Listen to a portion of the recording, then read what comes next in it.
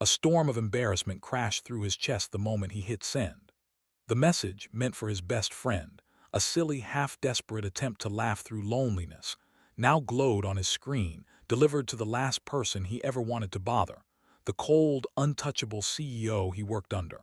A woman known for her icy silence, steel-edged gaze, and reputation for ending careers with a single raised brow. I can't believe I just texted her that, he thought, gripping his phone as though he could pull the message back through the screen. But the real shock came 5 minutes later, when a car stopped outside and his doorbell rang. If you believe in kindness, second chances, and unexpected blessings, make sure to like, comment, share, and subscribe to Heart Tale to support stories that heal and inspire. Malik Carter had never meant to text her.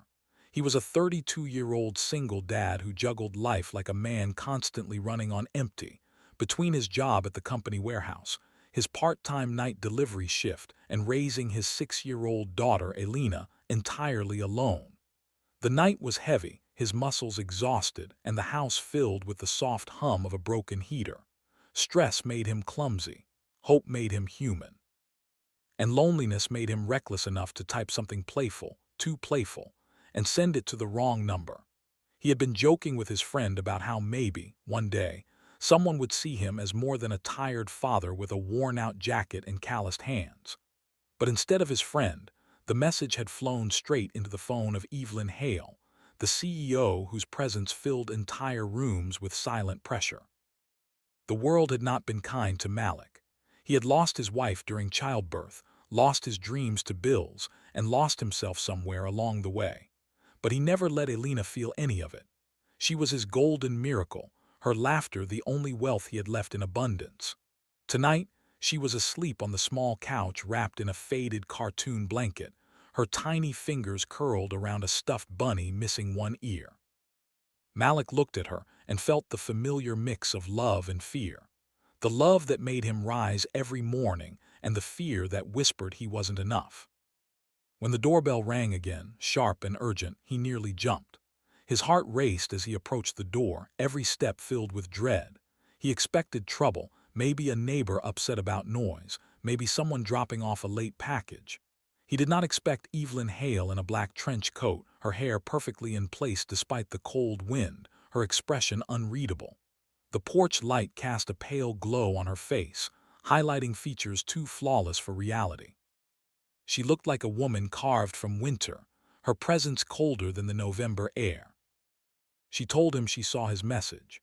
He tried to apologize, words tumbling and breaking apart as they left his lips.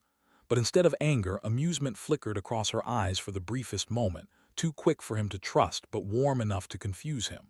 She stepped inside without hesitation, scanning the small living room, the peeling paint, the second-hand furniture, the stack of unpaid bills tucked under a chipped mug.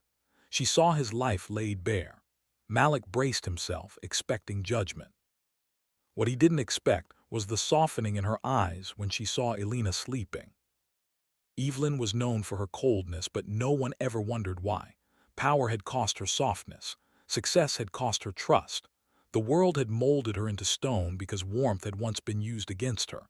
But standing in Malik's tiny living room, surrounded by the evidence of a father fighting silently, alone, something inside her cracked. She asked him how he managed, how he stayed gentle despite everything, how he smiled at work though life had given him every reason not to. For the first time, Malik felt truly seen.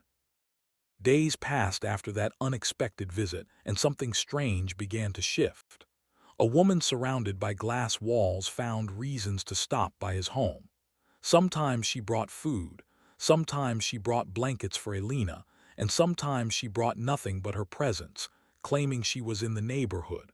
Malik didn't understand it, but he didn't question it either.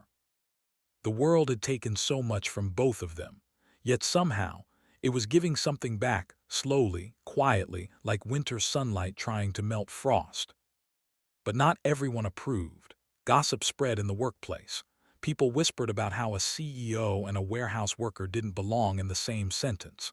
Malik overheard things he wished he didn't, that he was aiming too high, that she was using him for entertainment, that he was foolish to believe kindness could be real, The old voice in his mind, the one that said he would always be alone, grew louder.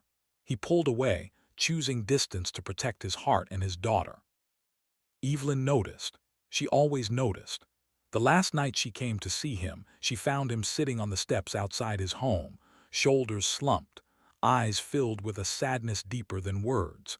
He tried to tell her she deserved someone equal, someone powerful, someone who fit her world. He told her he didn't want to be another mistake in her life or another broken ending in his.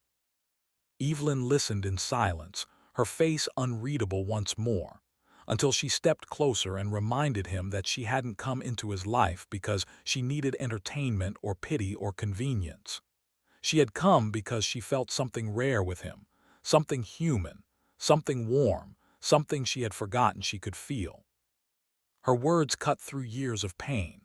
Malik realized that maybe, just maybe, he deserved happiness too, and maybe she wasn't as cold as the world made her seem. Maybe she was lonely too, carrying a heart that had been waiting for someone gentle enough to hold it. Their connection didn't change overnight. Life didn't magically lose its problems. The bills remained, his job stayed demanding, her world stayed fierce. But for the first time, they were not fighting alone. Evelyn opened doors for Elena as if she had always belonged. Malik opened spaces in his heart he didn't know still existed. Somewhere between struggle and healing, two wounded lives began rebuilding each other. If this story touched your heart, please like, comment, share, and subscribe to Heart Tale so we can continue bringing you stories that remind the world that love still exists. Before we end, Speech Balloon special request. Comment below what moment in the story moved you the most. And remember, sometimes the right message reaches the right person at the exact moment it's meant to, and that can change everything.